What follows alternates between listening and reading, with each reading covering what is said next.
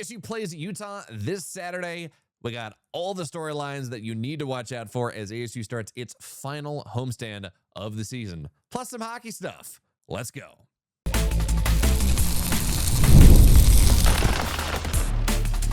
You are Locked On Sun Devils, your daily podcast on the Arizona State Sun Devils. Part of the Locked On Podcast Network, your team every day. Welcome to Locked On Sun Devils, your daily Arizona State Sun Devils podcast. My name is Philip Mulford. Parker is static right there. He's in a hotel, getting ready for some baseball in Globe Life Arena. We're doing what we can. Thank you so much for making Locked On Sun Devils your first listen today and every day.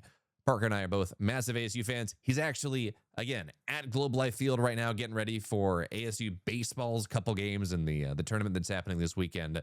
So he's got all the inside scoops on that. And we got a lot to talk about tonight. There's a basketball game coming up, some other stuff. But before we do that, today's show is brought to you by 5 Hour Energy. Have your cake and drink it too. Birthday cake flavor is back. No fork needed. Vanilla-y, cakey flavor, a caffeinated kick, and no sugar. It's party time. Order now at 5hourenergy.com or on Amazon. Parker, we got a lot to talk about today. I know we said that just a second ago, but ASU starts its first homestand, or first game of its final homestand of the year. We play Utah, and this is a program, we talked about it the other day, maybe not quite as imposing as the Kansases and the Iowa States of the world.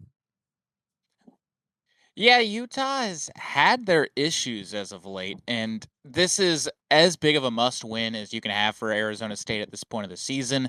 I know Kansas and Iowa State are still on the schedule for the Sun Devils, but at this point in the season, Arizona State, they're only track to the tournament, and I know I seem crazy mentioning that. The only track they have to the tournament is winning out and winning in the Big 12 tournament as well. And the only way you do that is if you have some momentum.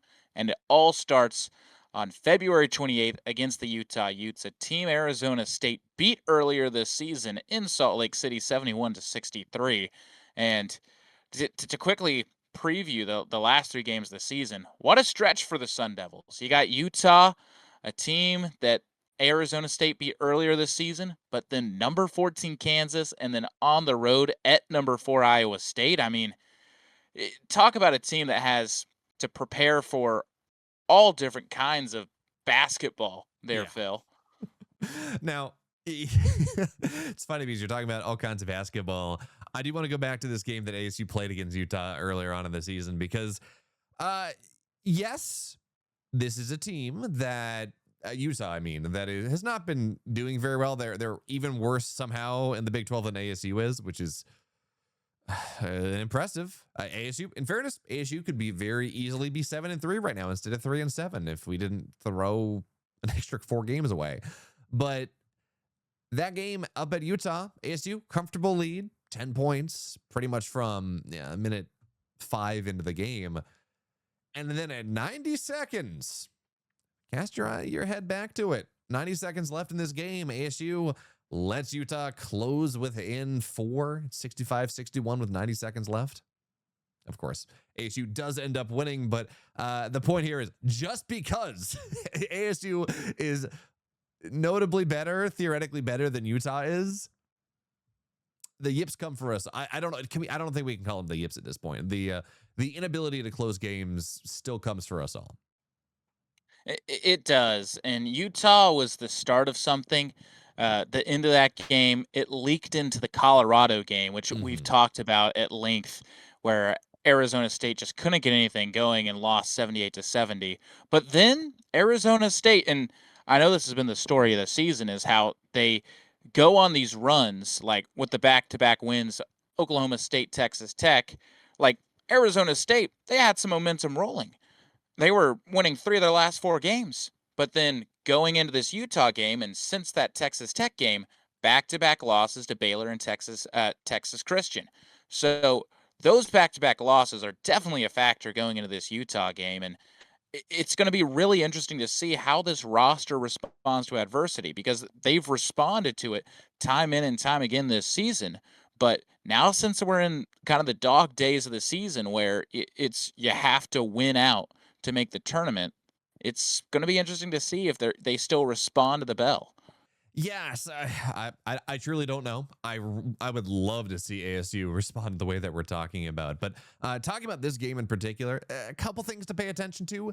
Primarily, it's Terrence Brown on Utah. He is their guy. You know, he's really a significant percentage of Utah's offense flows through him. He's getting 20 points a game, having a pretty good year on a team that is really not doing all that great. So my question for you, Parker, ASU is a team that has struggled on defense somewhat occasionally. You know, we did a pretty good job of containing him when he played against us earlier on in the season. He only got about 6 points. Can we do it again? I believe so. I believe that ASU can get it done. And I hate to segue this into a plea to the fans out there and a plea to the listeners. But you know what will help a defense? Showing up to Desert Financial Arena. Tickets are as low as $6, Phil. Or free, how about the if you're a sixth student. or three? You know, the sixth man needs to show up for Arizona State because there is no better defense than an intimidating home crowd to weigh against them. Because Utah, let's face it, Arizona State corralled their best player while Arizona State was on the road. Now imagine while Arizona State's at home. Now, I know Utah, they are a good program. They're gonna adjust. They're gonna game plan differently. But Arizona State, say what you will about their defensive struggles, they're also a well-coached team. I expect them to make adjustments. Brown might have a little bit better of a game, but still, it's nowhere near what he's going to have. What he's used to having, I should say. Yeah, I think that's fair. ASU Sun Devil Arena. I'm still used to calling it Wells Fargo. You know, that was what it was when I was there. The bank, yeah. The bank. I have so many like hate week shirts from going to the Arizona games. But anyway, when the place is rocking, it's loud. You got the curtain of distraction. You know, it's not Cameron Indoor, but it can be a hostile environment when it needs to be, when the game is big, when people show up. So I'm hoping should be an interesting game. On ASU side of things, though, you know, we talk about Terrence Brown, got to shut him down, 20 points a game. It really does. If you look at how Utah's team is built, it really does kind of fall off after their number one point guard. Well, I guess technically he wears number 2, but on the other side of things, you know, Odum's having a great year. All that Mo's been having a great year, all things considered. These last 2 games, he has really been struggling to hit the free throw line. Up until that point, he was averaging, I think it was like 8, 9, 10 free throws a game. He was hitting 80% of them. And right towards the end of the game earlier this week, he had 2 free throws. He had, I think, 4 in the game against Baylor. Feels like we need to find some way to get him back on the line. I agree with that. It's 50% of the line and the 2 road losses, 100% against Texas Tech and Oklahoma State, respectively. But to add on to that, Mo Odum, shockingly enough, with his ability to get to the line that he's displayed all throughout his career, he has his best free throw percentage this season. This is his first time above 80%, and I know there's still 3 games left on the year, so knock on wood if you're with me, but still, Mo Odum, the most efficient he's been from the free throw line, and it's only going to go up with reps because he's a solid free throw shooter. 50% is not the numbers that you want, but part of me thinks it is just like it's a road environment. It's tough. There's no place like home for a reason, and I think Mo Odum just needs a reset, and it kind of stretches to the whole team as well. The whole team just needs to take a step back and reset, and the only place you can do that is at Desert Financial Arena.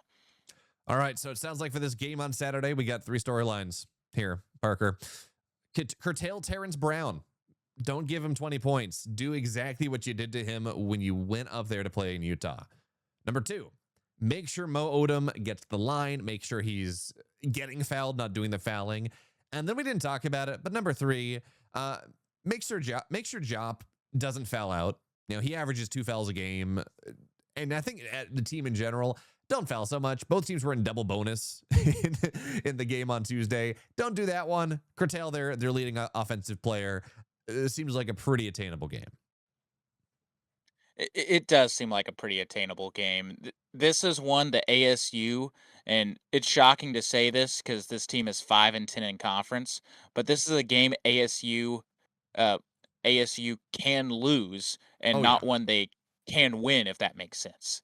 This is a game that ASU, in theory, should dominate, and it's one where like, oh, that the only way that they lose this if this other team plays good. No, this is a team that ASU can lose by beating themselves, and it's shocking to say that with how talented this roster is.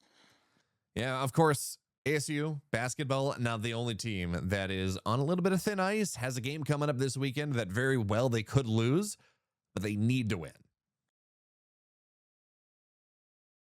This episode is brought to you by 5 Hour Energy. Welcome to the 5 Hour Energy Flavor Draft with 18 different flavors to choose from, including new options like Confetti Craze, Fruity Rainbow, or Cotton Candy. There's something for everyone. The board is set, the flavors are ready, and I've got my number one pick in the 5 Hour Energy Flavor Draft. With the number one pick in the 5 Hour Energy Draft, I'm taking grape. It's Concord grape flavor. It's similar to like grape juice or candy, but it has such a consistent, straightforward taste and a classic purpley candy style finish that has me going back for more. Phil can attest to it. He sees me take it every single time before we start. And in this draft as well, a sleeper pick you might want to keep an eye on is Hawaiian Breeze. Feel the breeze, taste the caffeine. It's made with passion fruit, orange, and guava flavors. It's sweet yet smooth. It's tangy yet tart. 5 Hour Energy Shots. It gives you a boost with 0 sugar. Find your new favorite flavor of 5 Hour Energy Shots, available online at 5hourenergy.com or on Amazon. This episode's also brought to you by Game Time. The biggest stretch in college basketball is almost here. Buzzer beaters, bracket busters, and those unforgettable moments that everyone's talking about the next day. Being there live for something like that, that's bucket list stuff.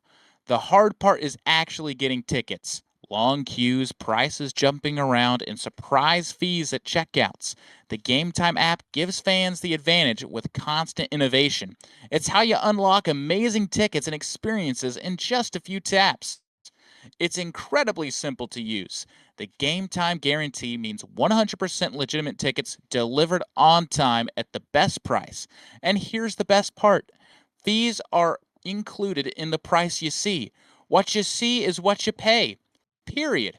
And the seat view feature is a game changer. You can see a panoramic view from your seat exactly where you are before you buy. No stress, no guesswork, just a smooth experience from start to finish. That's exactly what you want during the busiest part of the season. Take the guesswork out of buying college basketball tickets with Game Time. Download the Game Time app, create an account, and use code LOCKEDON, spelled LOCKEDON, take me back to my spelling days, for $20 off your first purchase. Terms apply. Again, create an account and redeem code LOCKEDON for $20 off. Download the Game Time app today.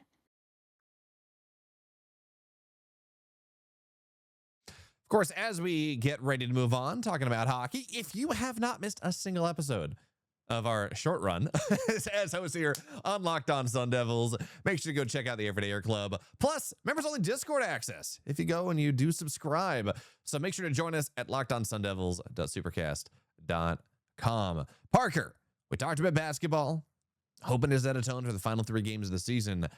Hockey has 2 games left, and they have a massive rematch coming up against Denver. They do, and this is a hockey team that has been down on their luck ever since early January. They lost 2 of their top scorers, Cullen Potter and Jack Beck, due to some nasty injuries, and they, thankfully for the Sun Devils and their hopes at the postseason in the NCHC playoffs, they won to split the series against Omaha, a 6-3 win on senior night, so good to see that for the seniors. But at the same time, before that senior night win, rewinding it, they had 6 straight losses, and had not won in regulation since January 10th prior to that. So, Arizona State now takes on the number 8 team in the country, and essentially they're going to need some help from Omaha, or Miami, I should say, to take down Omaha, the team in their way. But ASU, they have to either sweep or split at Denver in order to have a hope at the NCHC tournament, which is it's looking bleak here, Phil, to say the least. Yeah, but if you got some level of hope, which again, current performance does not predict future success, past performance also doesn't. ASU to start the year was great. They split the series. Now, granted, it was at home at Mullet, so a little bit different, but they split the series against Denver. They had a win at Dartmouth. This is a team that has shown it can do what it needs to do. Now, Parker, a couple injuries. This team that we have right now for ASU is unfortunately not the team that we had earlier on in the season, which is a bit sad. That's not exactly what you're looking for. But look, I mean, if we beat Denver once and all we got to do is take one game, surely that's attainable, right? I think it is something that is attainable, especially from the way that Arizona State ended the game against Utah. I'm somebody who I've been keeping up with Arizona State hockey fairly consistently throughout the season. It's been so long since I've seen Arizona State put up a 3-shot in a period. I mean, they had 3 goals in the final period, and this is something that ASU has struggled to do. And I'm not just saying put up 3 goals in a period, but also put up 3 goals in the final period of play. Arizona State has started off hot time and time again this season. I mean, they did in the 6-3 win against Omaha, but then all of a sudden they were tied at 2. Arizona State had to pull their way ahead. And this is something Arizona State has struggled with. Once they're in control, keeping their foot on the gas. And when you're facing a team like Denver, you got to have all gas. You got to have no brakes whatsoever. And you just got to keep pressing because Denver will take advantage of your mistakes. So what is the key? As someone who has been following ASU hockey, I follow it tangentially when we get a big win. I'm like, oh, yeah, look at that. We took down Dartmouth. We took down Denver earlier on in the season.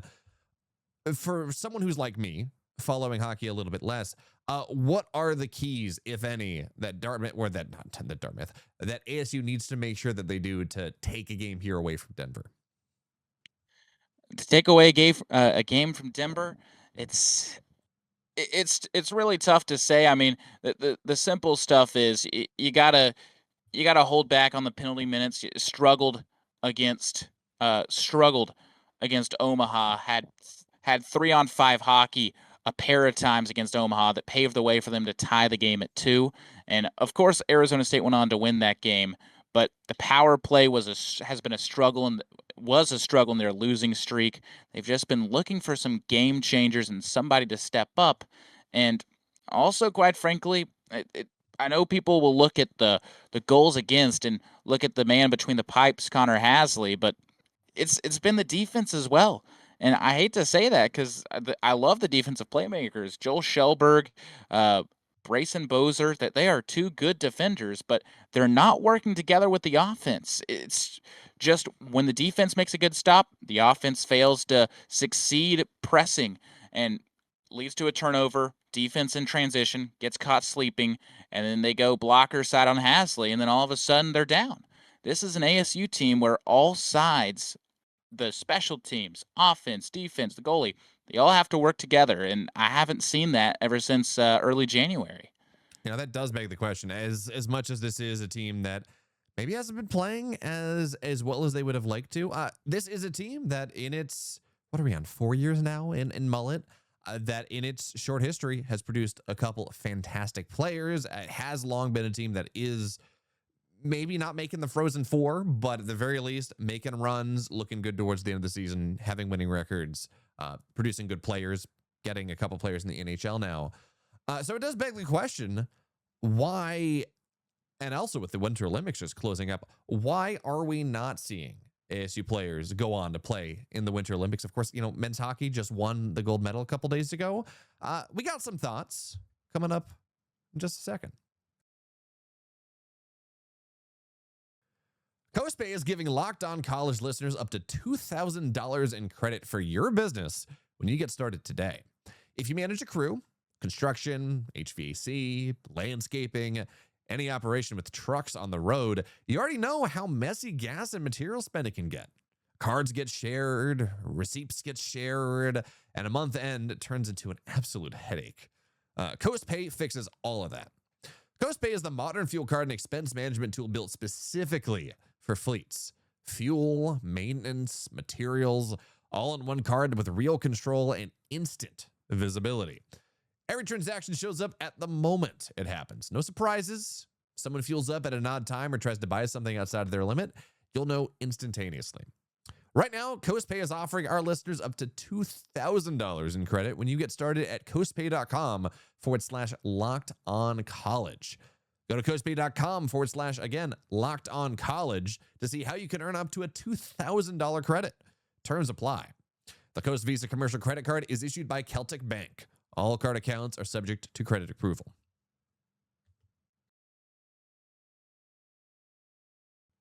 So, Parker, we talked about hockey. This year is not hockey's year. We still might make the tournament. Splitting 1 and 2 for Denver is maybe not the easiest. I'm not going to say maybe, is not the easiest thing to do. But ASU has a history of having good hockey programs. Men's hockey just won an Olympic gold. Why is it that we've only ever had one ASU affiliated player across all sports in the Winter Olympics that just closed out? It's a combination of things.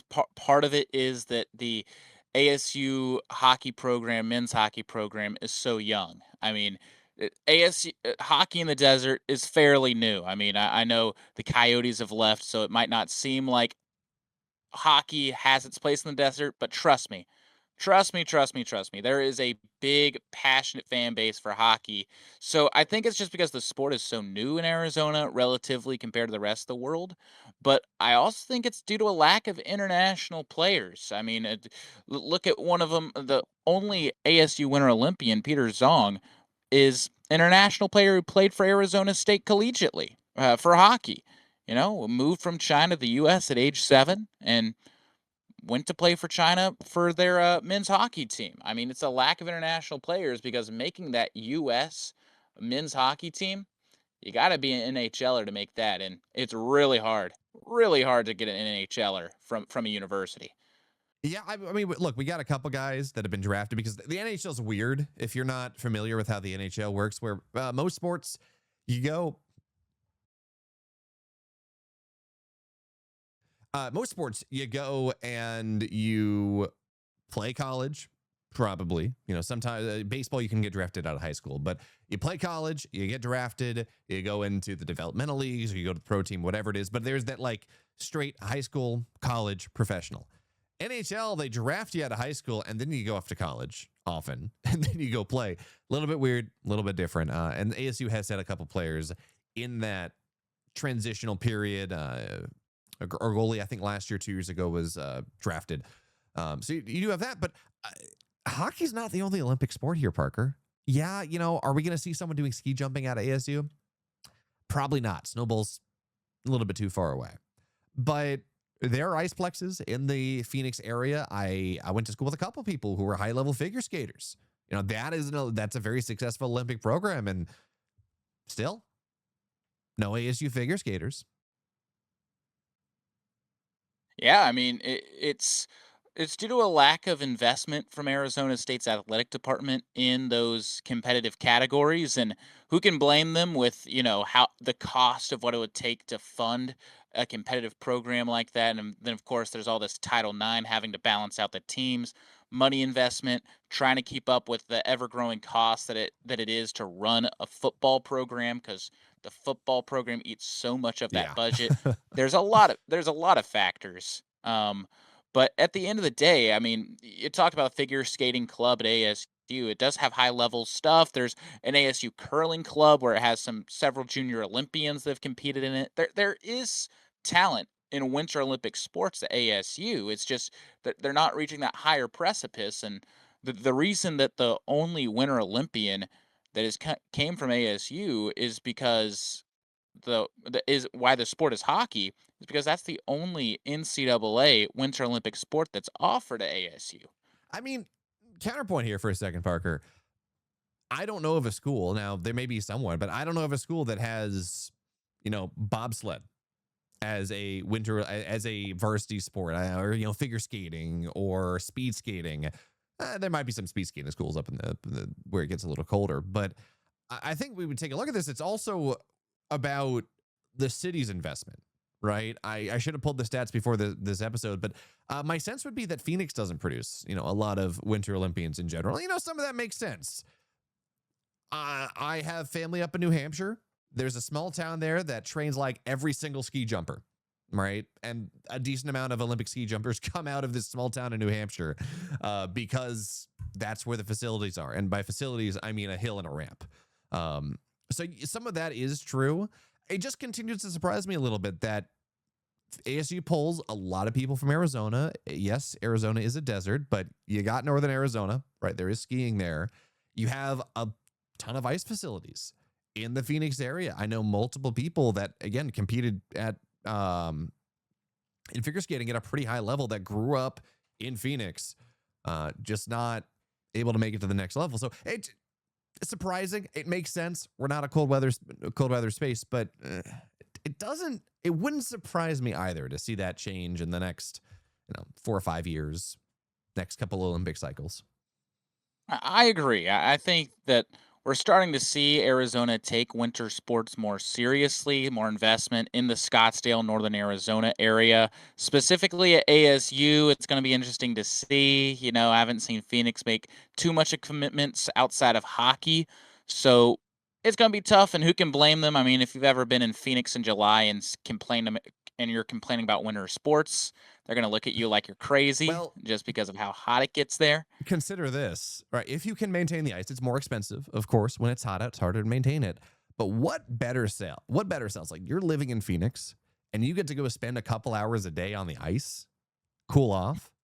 Come on. I mean, is that not you get to go enjoy all the benefits of Arizona, of the palm trees and the sun and all that. And then you get to go and cool off in the ice and, try to be an Olympian.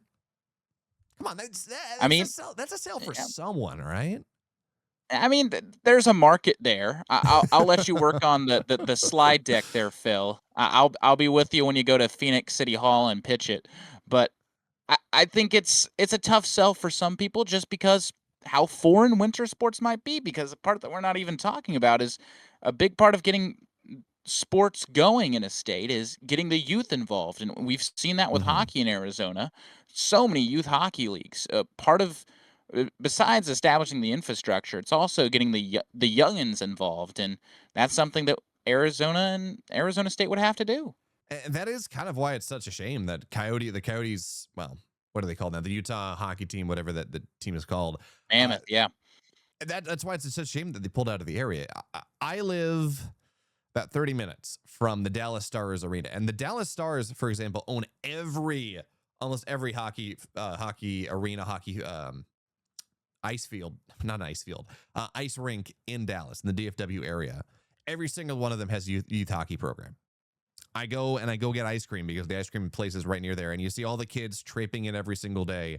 And that is a conscious investment that the Dallas Stars have made in developing youth hockey in the DFW area, which, not only goes and gets eyes on their product, but also gets them maybe a next generation of players. So with professional hockey pulling out of Phoenix, we're going to have to see. Maybe ASU can start to fill that gap in some ways. It's expensive. Probably not going to be able to do that in the same way a professional team could, but there is that gap, and I'd love to see ASU do something about it. Yeah, and when it comes to hockey, Greg Powers has talked about that. I mean, Mullet Arena used to be the home of the Coyotes and ASU, and now, literally, ASU has pulled into what was the Coyotes' home and is now like, all right, if you want to watch hockey here in the Valley, you have to watch us. And if there's any other Winter Olympic sport out there that wants to do that, they will be the only place in Arizona. The Arizonians will have a chance to watch it, and ASU could easily want to capitalize on those empty markets. Yeah, it would make sense. ASU is, yes, we're known for a football program and at times basketball program and certainly baseball program, but ASU has a long history of being a very good Olympic school in the Summer Olympics. Maybe, who knows? You find the gap, you take advantage of Mullet. maybe we start doing some Winter Olympic stuff too. That'd be pretty cool. Have something to watch every 2 years instead of every 4. But that's going to do it for us here this week on Locked On Sun Devils. On Monday, we'll be talking about what happened with the ASU-Utah game, hopefully dissecting a fantastic 30-point win, but who knows? Also, aftermath of all the games happening in Globe Life. Parker, of course, will be there all weekend, so he's going to give us a firsthand look, and whatever else news may be breaking. So make sure to check out Monday morning. But for now, thank you so much for making us your listen, your watch every day of the week. Your first thing you pay attention to matters a lot to us quite a bit. And if you don't miss a single one, make sure to go check out the Everydayer Club. It's built for you. Get Locked On Sun Devils ad-free, plus the members-only Discord. Parker's there. I'm there. We'll talk to you about anything, especially ASU stuff. Head on to lockedonsundevils.com or .supercast.com to join the club. And for those of you on video, we're going to send you to the first ever National Locked On Podcast Network YouTube channel. If you're on audio, make sure to go after this. Go find the Locked On College Basketball Podcast. They do a great job. And with 3 games left in the season, college basketball is heating up quite a bit. So make sure your second listen is right over there.